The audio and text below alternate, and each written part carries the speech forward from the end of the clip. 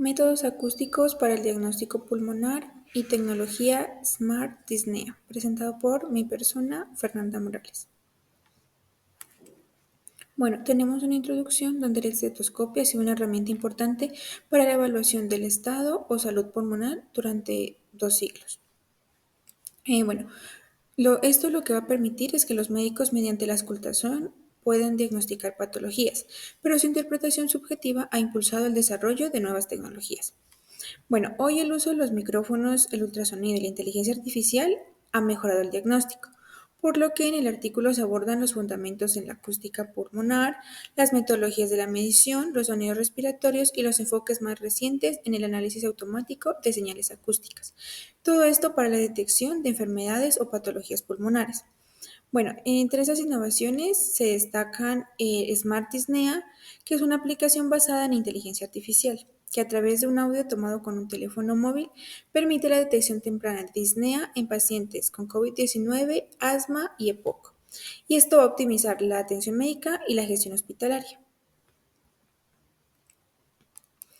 Bueno, inicialmente tenemos la fisiopatología y acústica de las enfermedades pulmonares comunes. Bueno, el pulmón puede llenarse anormalmente de aire o líquido debido a diversas enfermedades, lo que altera la transmisión de sonidos a través del tórax. Bueno, vamos a tener una acumulación de líquido, que en esta se encuentran la neumonía y el derrame pleural. Y también vamos a tener una acumulación de aire, que pues en esa se encuentra el neumotórax y el EPOC y asma, que son más que todas las enfermedades o alteraciones pues denominadas según estas dos categorías. Bueno, iniciando con la acumulación de líquido, tenemos la neumonía. ¿Cuál es la causa de esta? La infección pulmonar, que sería una inflamación y acumulación de exudado, que en este caso es un exceso de proteínas en la capa pleural o en la parte interna de los pulmones. Tenemos el efecto acústico, que son ruidos respiratorios anormales, matidez a la percusión, y otros efectos que son la consolidación pulmonar.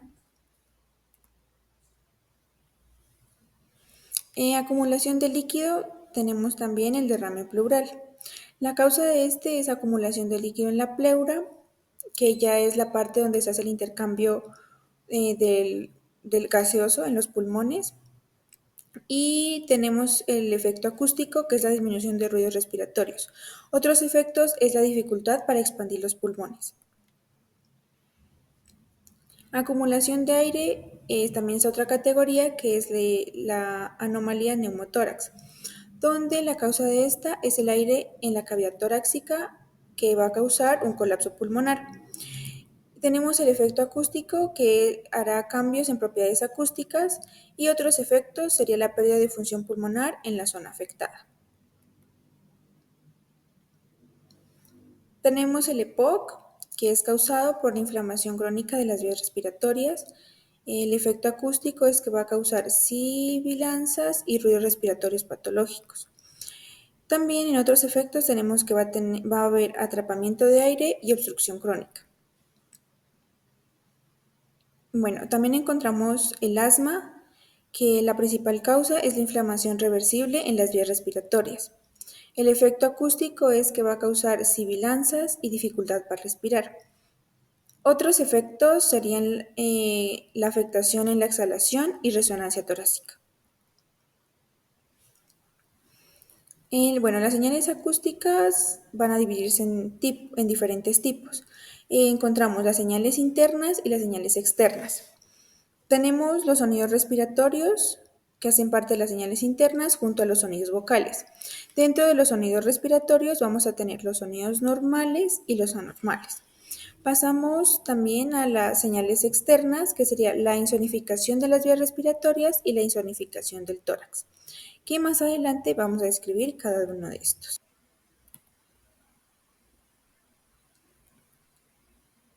Bueno, dentro de las señales internas tenemos los sonidos respiratorios. Estos están clasificados en normales y anormales o adventicios.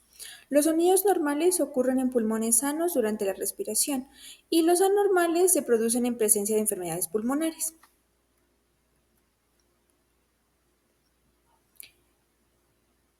Bueno, en los sonidos respiratorios tenemos los normales. Estos son los sonidos traqueobronquiales que se originan en la tráquea y en los bronquios principales, que serían esta parte de aquí. Y tenemos los sonidos vesiculares que se generan en las ramas más pequeñas del árbol bronquial o los alvéolos, que serían ya estas como raicitas o segmentos más delgados. Y aquí estarían los alvéolos, que son los que se encargan del proceso de la intercambio de gases. Bueno, tenemos los sonidos respiratorios anormales, que estarían las crepitaciones, que son sonidos cortos, discontinuos, presentes en la inspiración o expiración. Tenemos como enfermedades en esta categoría la neumonía, la fibrosis, la bronquiectasias y el EPOC. Tenemos sibilanzas, que son sonidos agudos y continuos, similares a un silbido, y que se van a escuchar al final de la inspiración o al inicio de la expiración. En esta encontramos las enfermedades como el asma y el EPOC. Tenemos también los roncus o ronquidos, que son sonidos graves y musicales asociados con el colapso parcial de las vías respiratorias. Encontramos las enfermedades como bronquitis y EPOC. También tenemos en los sonidos anormales el estridor, que son sonidos monofónicos intensos, audibles sobre la tráquea y la laringe. Esto va a causar una obstrucción de la vía aérea superior. Tenemos los graznidos, que son sonidos mixtos, una crepitación seguida de un sonido musical breve. Estos se dan en enfermedades pulmonares fibróticas. Y tenemos el bronquial, que serían sonidos amplificados y audibles en zonas donde normalmente no se escuchan. En este caso tenemos la consolidación pulmonar, que sería por la neumonía o el derrame pleural. Cuando hablamos de consolidación pulmonar, se refiere a que los alvéolos pulmonares, que normalmente están llenos de aire, se van a llenar de líquidos u de otras sustancias.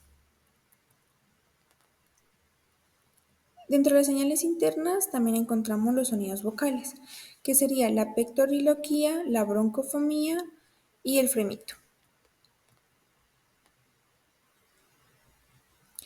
La pectoriloquía es un fenómeno acústico normal donde los sonidos vocales susurrados se escuchan con claridad en la auscultación pulmonar.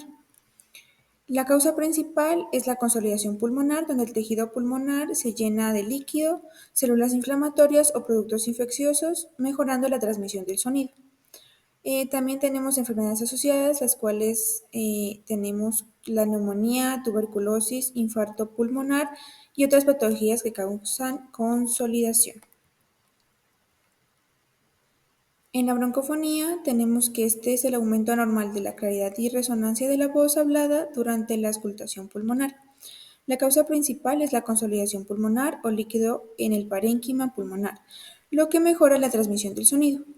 Tenemos la egofonía, que es un subtipo de la broncofonía, la cual muestra el cambio de la percepción del sonido cuando el paciente, pues dado un ejemplo, dice la letra E y se escucha como la letra A en la auscultación, que es la valoración pues, de los sonidos pulmonares. También tenemos las enfermedades asociadas, que puede ser esto indicativo de la neumonía, del derrame pleural o de infecciones pulmonares. El fremito es la vibración palpable de la pared torácica cuando el paciente habla. La evaluación se hace cuando se pone la mano sobre el tórax mientras el paciente vocaliza un sonido constante. El mecanismo es que el sonido va a viajar desde las cuerdas vocales a través del pulmón y la pared torácica y va a transmitir vibraciones. Los factores que afectan es el aumento en consolidaciones pulmonares, en este caso la neumonía, y la disminución en enfermedades con exceso de aire o líquido, en este caso el asma, efisema y obstrucción. Las limitaciones es que es difícil detectar en pacientes obesos, es más útil en pacientes varones y rara vez pues, se diagnostica o se detecta en neumonía. Bueno, dentro de la clasificación tenemos las señales externas y vamos a iniciar con la insonificación de las vías respiratorias. Esta es el uso de un sonido externo para analizar la estructura pulmonar. Vamos a tener el tubo endorraquial, que es cuando se introduce un sonido en la boca del paciente, y la frecuencia va a ir desde 50 a 2000 Hz. También tenemos la cavidad oral, que es un sonido introducido directamente a la tráquea de los pacientes en este caso que van a estar entubados. Y la frecuencia va desde 20 a 1600 Hz. Bueno, también dentro de las señales externas vamos a encontrar la insonificación del tórax, que es el sonido introducido directamente en la pared torácica y este método evalúa los pulmones a través de la piel. Vamos a tener de forma manual, que es la percusión directa cuando se golpea el tórax con los dedos o percusión osculatoria, que va a evaluar el sonido con un estetoscopio y pues se busca detectar los cambios en la resonancia pulmonar. También tenemos de forma automática que utiliza sensores y señales controladas hasta los 1000 Hz para mejorar la detección de anomalías. También emplea el ultrasonido de 2 a 10 MHz y pues sería para obtener imágenes basadas en la reflexión de las ondas sonoras. Física del tórax humano. El tórax está compuesto por diferentes materiales que van a tener propiedades acústicas distintas, lo que influye en la propagación del sonido a través del cuerpo. Tenemos el tejido duro, en este caso los huesos, que va en sí a conducir el sonido de manera diferente al tejido blando debido a su densidad. Tenemos el tejido blando, que serían los músculos y la grasa, el cual va a absorber y también a dispersar el sonido, afectando su transmisión. Tenemos aire en las vías respiratorias, donde el sonido viaja rápidamente en el aire, pero cambia al interactuar con los tejidos. Y tenemos el tejido parenquimatoso pulmonar, que en este caso es la mezcla de aire y tejido blando en los alvéolos y también en los bronquiolos, lo que altera la propagación del sonido. En la física del tórax humano vamos a tener la absorción. El tórax va a actuar como un filtro, donde en sí va a estar el filtro paso bajo, quien va a absorber las frecuencias altas y permite la propagación de frecuencias bajas. También tenemos la propagación del sonido, que en caso de las frecuencias altas se dispersa dentro de las vías respiratorias y atenúa en el tejido pulmonar. Y también a frecuencias bajas que se acoplan mejor en las paredes de las vías respiratorias y llegan con más fuerza a la superficie del tórax. Tenemos el impacto de enfermedades pulmonares, que en este caso la consolidación pulmonar va a cambiar la transmisión del sonido y lo líquido en los pulmones puede mejorar la propagación del sonido en comparación con el tejido sano. También tenemos la resonancia, que va a tener un efecto de percusión. Este va a ser un impulso breve aplicado en el tórax que genera una respuesta que persiste pues en el tiempo en sus frecuencias resonantes. También tenemos que va a ocurrir cuando un sonido rebota o se refleja dentro del tórax y se aplica en ciertas frecuencias. Las frecuencias resonantes en los hombres es más o menos de 125 Hz, las mujeres es de 150 a 175 Hz y en los niños de 300 a 400 Hz. ¿Qué factores van a afectar la resonancia? En este caso dependen del tamaño del tórax, la forma de las vías respiratorias y las posibles enfermedades. Métodos de medición de sonidos pulmonares. En este caso tenemos los estetoscopios y los sensores, donde en los estetoscopios vamos a tener el convencional que filtra y amplifica el sonido pero atenúa frecuencias mayores a 200 Hz y el electrónico que pues usa sensores para amplificar y procesar digitalmente el sonido. Tenemos en los sensores que son los micrófonos de condensador conocidos como MEMS y van a tener una alta sensibilidad y bajo ruido. Los micrófonos de contacto, también pues con bases piezoeléctricas, detectan vibraciones torácicas y van a mantener pues, o sea, un menos ruido en el ambiente. Métodos de medición en los sonidos pulmonares, también encontramos las mediciones multipunto, que en este caso va a tener una matriz de sensores.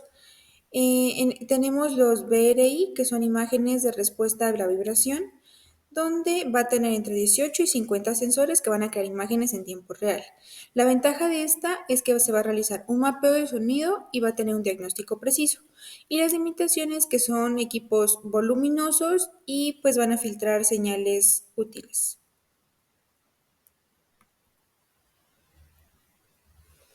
Mm, Bueno, tenemos los métodos de actuación que para fuentes externas van a tener los actuadores. Estos van a convertir señales eléctricas en mecánicas y se usan en el diagnóstico pulmonar. Estos no están estandarizados y se eligen según su ancho de banda, desplazamiento, fuerza, potencia, tamaño y peso. Vamos a tener altavoces dinámicos que usan inducción electromagnética para generar ondas sonoras. Son compactos y eficaces en bajas frecuencias, hasta los 50 Hz. Y los solenoides electromecánicos que funcionan como un electroimán y un émbolo, que sería como un tipo de bobina, que generan señales fuertes a bajas frecuencias, pero son voluminosos y de alto consumo energético. Tenemos también los piezoeléctricos, que estos son compactos y eficientes, ideales para generar grandes fuerzas y altas frecuencias. También tenemos los métodos de actuación para fuentes externas, los sonidos audibles en el pecho. Estos, bueno, en estos se investiga cómo el sonido viaja a través del tórax con transductores de 50.000 Hz. En el neumotórax se observó una reducción en la transmisión de la señal de 120 Hz según la gravedad. Y en la neumonía va a disminuir la transmisión del sonido en 200 a 400 Hz. Y pues también encontramos que hubo un algoritmo que logró un 92% de precisión en la detección de pulmones enfermos.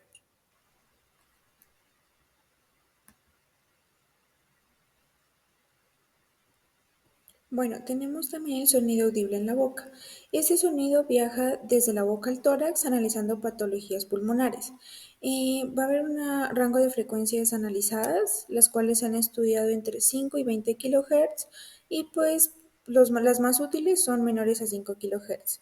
Los métodos principales son el FOT, que son señales entre 3 y 35 Hz, buena resolución, pero es lento.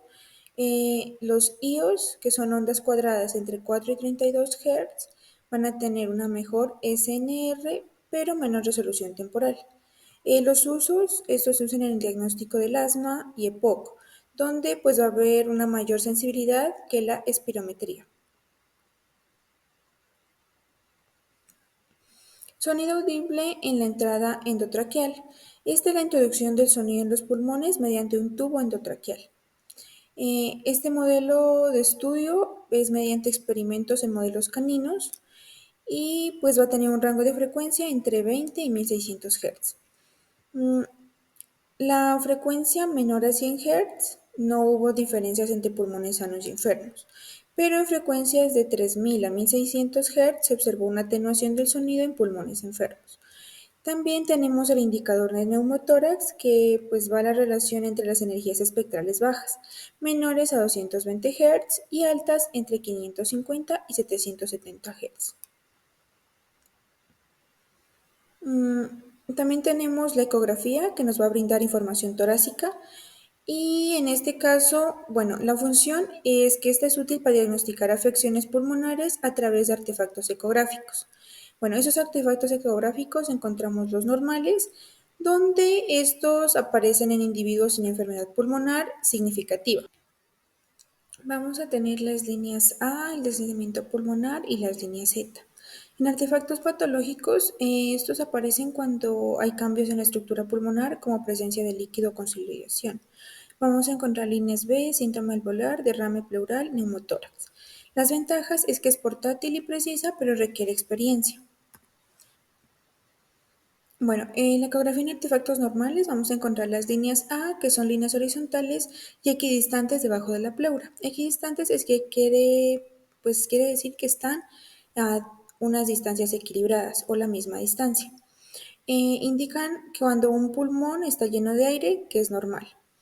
El deslizamiento pulmonar es cuando el movimiento de la pleura durante la respiración indica que el pulmón está expandiéndose correctamente.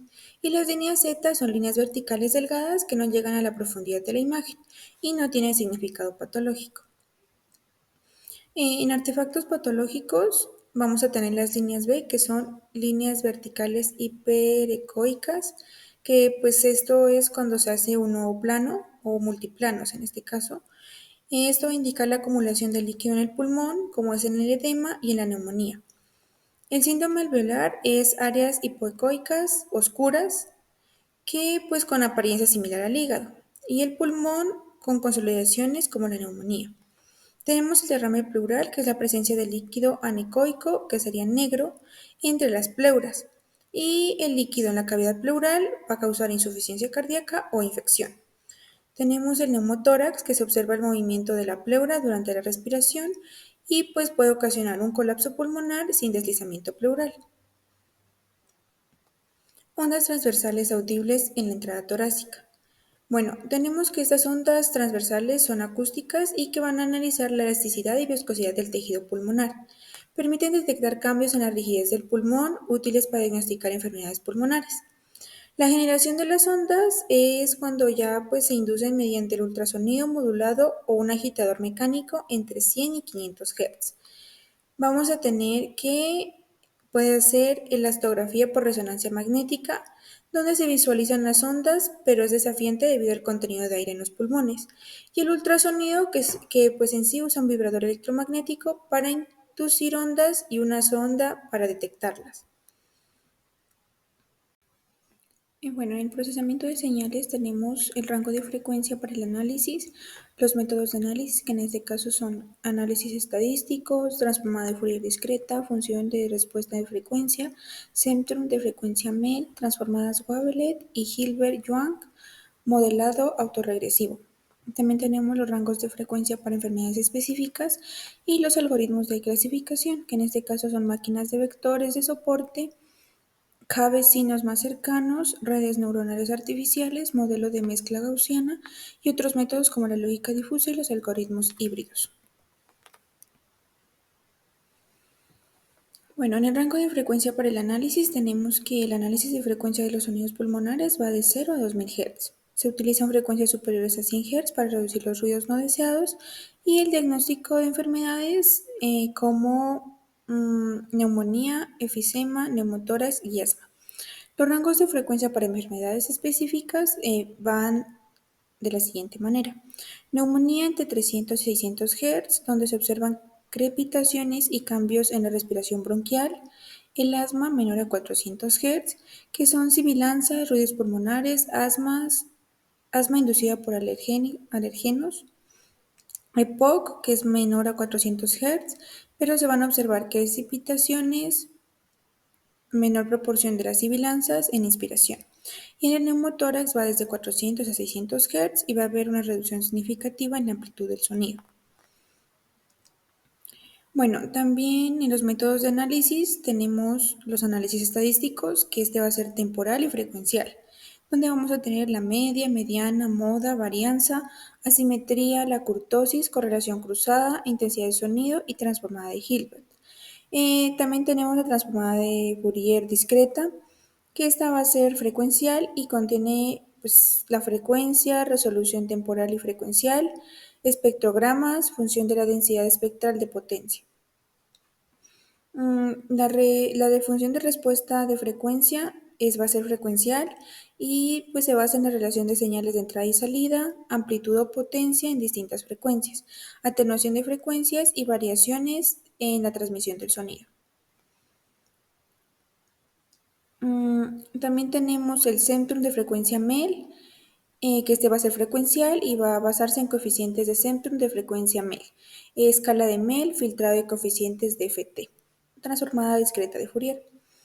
También tenemos las transformadas Wavelet y Hilbert-Young, que este va a ser el tiempo, en base al tiempo y frecuencia, donde las características en distintas escalas de tiempo y frecuencia va a caracterizarlas. También tenemos los filtros Wavelet, eliminación de ruido, descomposición de componentes oscilantes. El modelado autorregresivo va a ser frecuencial y se basa en coeficientes predictivos, donde vamos a encontrar la función de densidad espectral, de potencia, variabilidad inter e intrasujeto. Bueno, en los algoritmos de clasificación tenemos las SVM, que son máquinas de vectores de soporte, donde vamos a tener un algoritmo que busca separar clases usando hiperplano óptimo, permitiendo clasificaciones binarias o no lineales. Usa funciones kernel para mejorar la separación. Esto pues va a lograr un alto rendimiento en datos complejos y funciona bien en técnicas de preprocesamiento.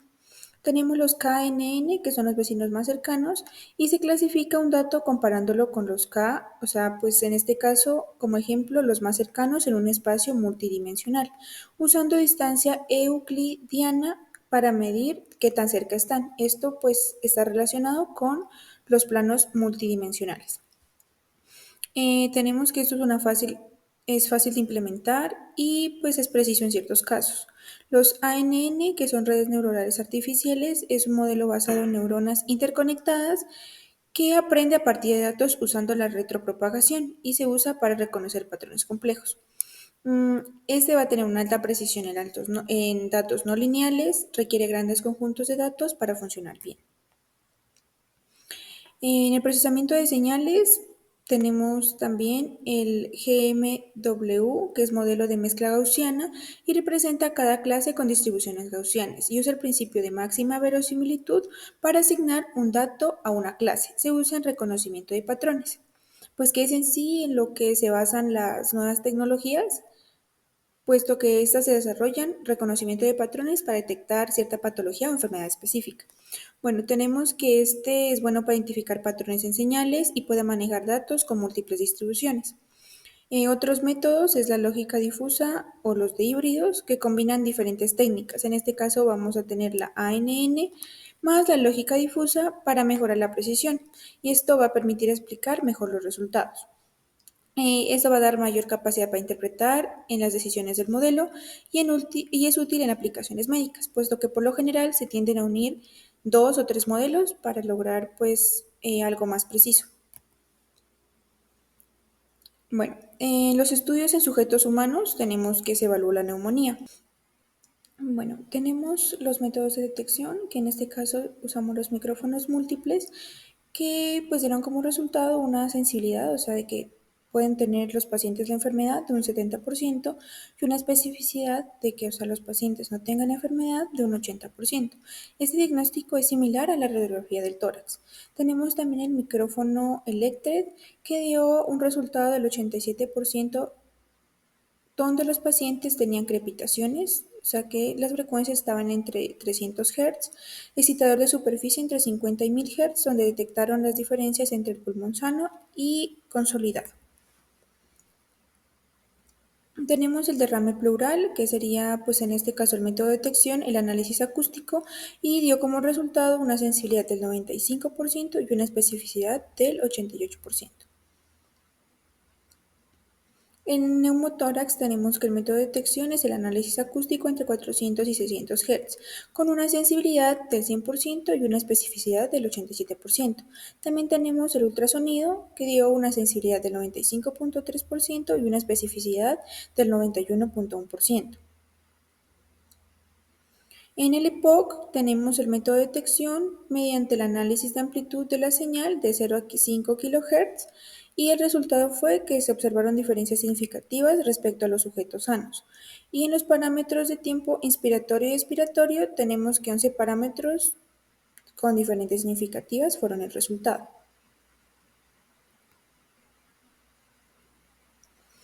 Bueno, en enfermedades pulmonares en general tenemos que el método de detección es la ecografía y pues este va a evidenciar diferencias significativas respecto a los sujetos sanos. Eh, Tenemos también la extracción de datos acústicos usando la MFCC y el KNN, que será una clasificación automatizada con el 91.3% de precisión. Bueno, en retos y perspectivas tenemos los métodos de análisis, como pues en este encontramos la normalización, que es la falta de estándares en sensores, procesamiento de señales y terminología.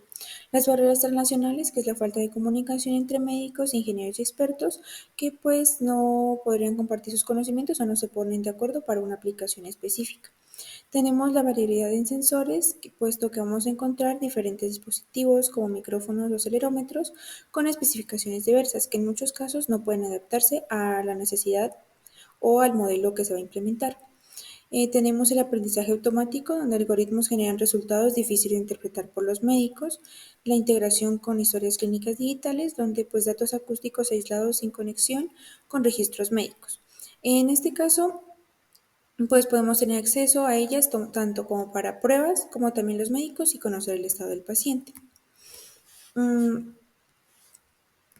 También tenemos mirando hacia el futuro en la telemedicina y la salud móvil, donde pues hay avances claves, en este caso dispositivos médicos que pueden enviar datos en tiempo real, aplicaciones móviles y estetoscopios digitales han implementado esta tecnología y pues va a haber una falta de optimización para sistemas de múltiples sensores.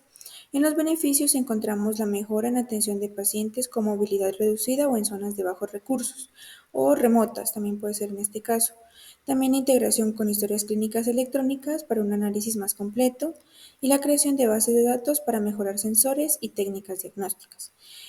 Para un futuro se buscaría pues, un modelo basado en neuronas interconectadas que aprende a partir de datos usando retropropagación y se usa para reconocer patrones complejos. La tecnología asignada es Smart Disnea. Esta es una app que detecta precozmente la disnea, que es la dificultad para respirar o inclusive la sensación de la falta de aire. Esto es un síntoma clave del COVID-19 y pues se basa en el uso de la inteligencia artificial y el procesamiento del lenguaje natural. Las señales utilizadas es el audio de la voz y respiración del paciente, duración e intensidad de las palabras pronunciadas y pues la frecuencia de pausas y patrones respiratorios detectados. El funcionamiento se basa en que esta app va a analizar un mensaje de audio de 20 segundos grabado con un móvil o un teléfono celular.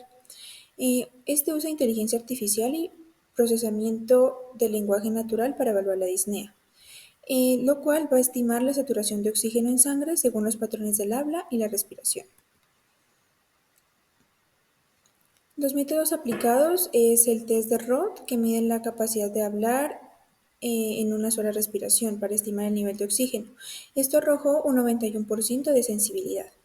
También tenemos el análisis automático del audio, donde la inteligencia artificial detecta palabras, los tiempos de inicio y fin y respiraciones. También va a ser el cálculo de la saturación de oxígeno, basado en los datos extraídos del audio.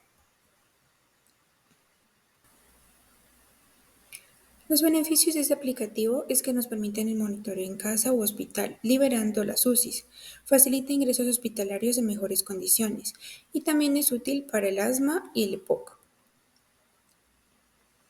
En conclusión, la monitorización acústica de enfermedades pulmonares ofrece una alternativa segura y accesible para la evaluación de la salud respiratoria sin riesgos de la radiografía y la cooperación del paciente como en la espirometría. Su integración en la telemedicina permite el monitoreo remoto de pacientes con enfermedades crónicas. Es clave seguir investigando para mejorar la precisión y crear bases de datos abiertas que impulsen el desarrollo de sensores y algoritmos.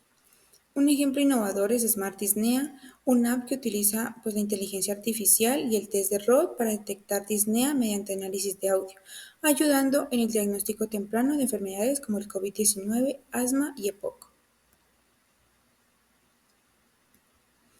Muchas gracias.